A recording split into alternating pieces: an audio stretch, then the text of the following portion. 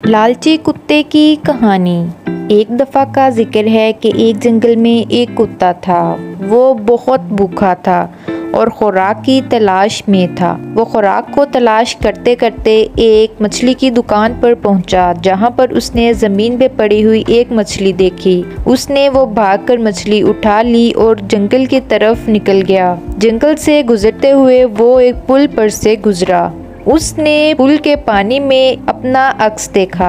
उसने अपने अक्स में समझा कि वहाँ पर एक और कुत्ता है और उसके मुंह में मछली का टुकड़ा है। जैसे ही उसने वो टुकड़ा देखा तो वो लालच में आ गया और उसने उस कुत्ते से मछली को छीनने का फैसला किया। जैसे ही उसने वो छीनने के लिए अपना मुंह खोला तो उसकी मछली का टुकड़ा भी पानी में गिर गया और वो खाली हाथ रह गया। जिससे हमें ये पता चलता है कि जो चीज़ हमारे पास हो उसी पर खुश रहना चाहिए और मजीद की तलाश में, लालच में नहीं आना चाहिए, वरना हम अपनी चीज से भी हाथ धो बैठेंगे। नतीजा लालच बुरी बला है। अगर आपको वीडियो अच्छी लगे तो इसे लाइक करें और अपने दोस्तों के साथ शेयर ज़रूर करें।